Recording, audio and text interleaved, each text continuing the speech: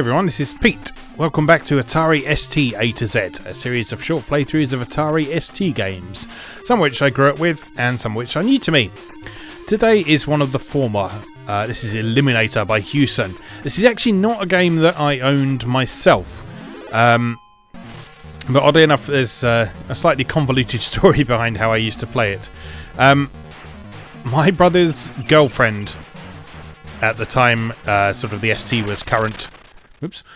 Was her father was also both a personal family friend and my clarinet teacher, and so occasionally we'd go over to visit them.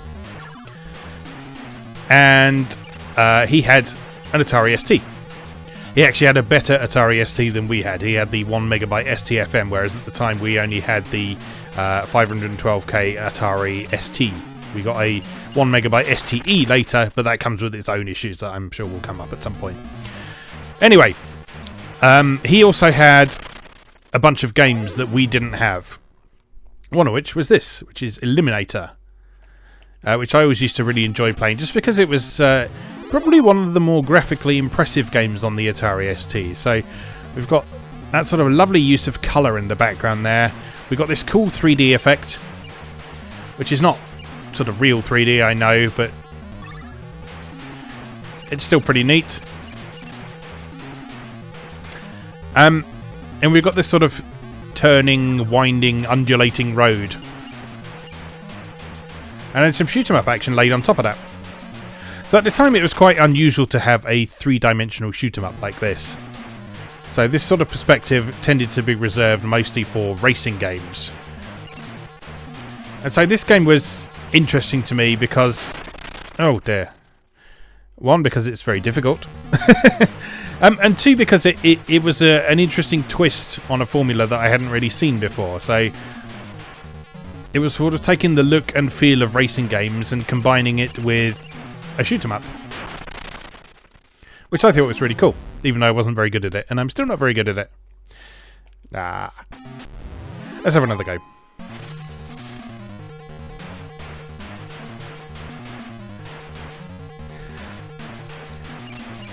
So, Hewson was a company that I don't think are around anymore. Or maybe they got absorbed into someone else, but they were pretty prolific in the 16-bit computer era. They were behind a lot of popular games.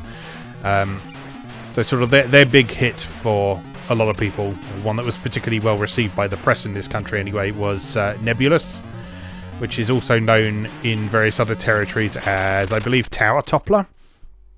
And that came out on all sorts of different platforms, from 8-bit home computers. I think it came out on the Atari 7800, but the 16-bit versions were where that game really shone. And so that helped to sort of develop them as a company with a reputation for creating games that were technically impressive, but also played pretty well as well. I know not everyone loves Nebulous and Tower Toppler these days, but yeah, it was very well received back in the day for its cool rotating 3D effect. And you can see in the case of Eliminator here as well. Again, we've got a cool 3D effect going on. And it's not just your usual sort of flat shaded vanishing point effect that we had in a lot of arcade races at the time. We've actually got those that checkerboard pattern on the ground and on the ceiling here as well, which gives it a much more convincing sensation of movement than just sprites and roadside objects and that sort of thing. I can't get past that bit, can I?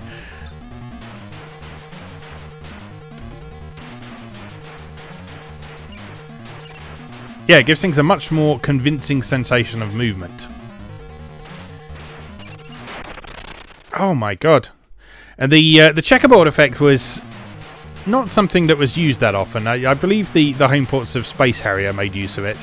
But it was more common to see either just the effect I described before, which was to have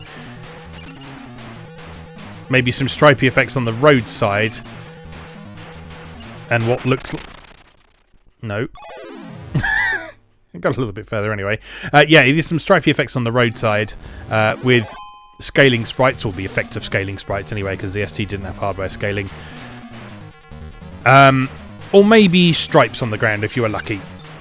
So racing games like Taito's Continental Circus, that had stripes on the ground, both in the original arcade version and in the home ports.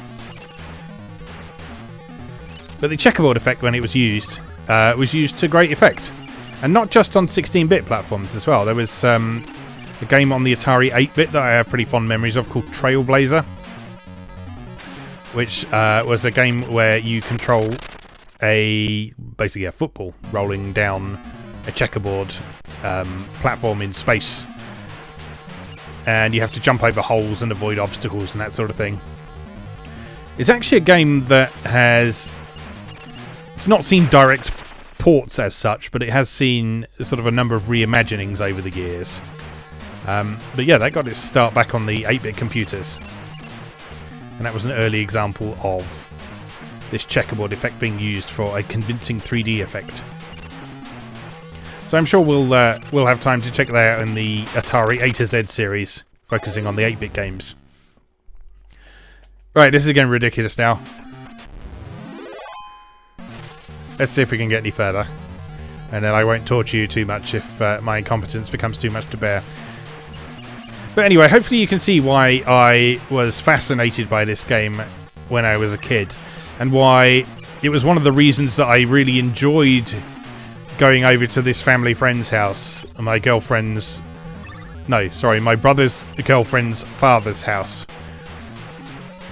Simply because it was an opportunity to play some games that I didn't have on a computer that was slightly better than ours at home.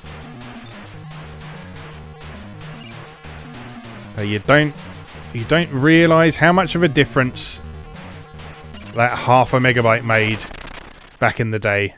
It was a huge difference. There are a lot of ST games had significant enhancements if you played them on a 1 megabyte machine compared to a half megabyte machine.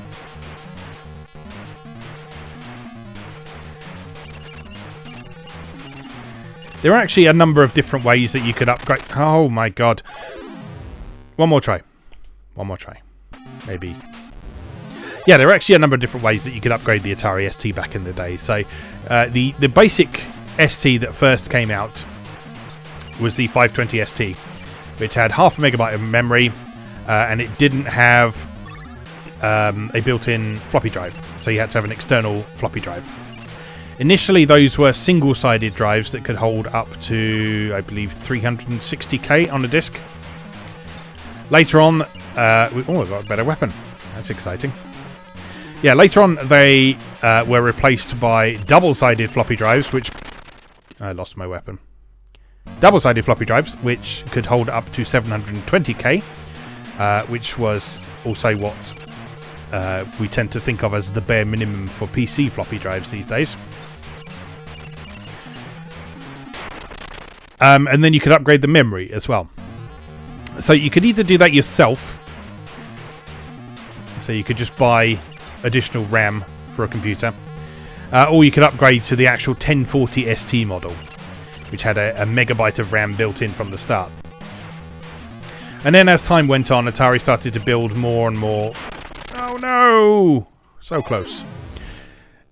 As time went on, Atari started to build more and more features into the ST as well. So we got the ST-F, which had a built-in floppy drive, which all the subsequent models of the STs had after that. So the ST-E, which was the enhanced model of the ST, had slightly enhanced graphical capabilities and stereo sound, although there weren't really many games that took advantage of that. So the built-in floppy drive was a big thing. Then there was the ST-FM, which had a RF modulator in it, which allowed you to connect it to a conventional television rather than having to use a monitor, as you did with the earlier ones. And then, as I say, the ST-E was sort of the final model of the mainstream STs, if you like. After that, we started to get into things like the TT and the Falcon and such like. But by that point, the IBM-compatible PC was already starting to assert its dominance, and the age of the sort of dedicated proprietary platform was very much on its way out, unfortunately. And so the ST and the Amiga's days were numbered by that point.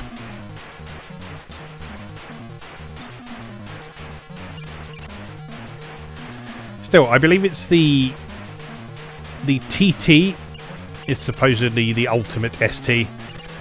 So if you want the best possible Atari ST experience, getting all sorts of things running on it, I'm through! I've done it! Oh my god! Oh my god, what are those? Ah! Scared. Oh my god, I finished the level. Yes, anyway. The TT is supposedly the ultimate ST experience. Like I say, I've never used one of those, but it was always sort of the holy grail of ST owners towards the twilight of its years. That's all very exciting, isn't it? We've actually got we've got death, is what we've got. Yeah, we've actually got a pretty convincingly textured ground there, so not just a standard checkerboard pattern. Oh no. Well, that's that. I got into the second level. I'm happy with that. I'm happy enough with that to actually put my initials in rather than just So, there we go. Anyway, that is Eliminator by John M. Phillips from 1988 with graphics by Pete Lyon, who was responsible for quite a lot of ST games over the years. And also a brief history lesson on the various models of the ST as well. Impromptu lesson. Hope you enjoyed that. Thank you very much for watching, and I'll see you again next time.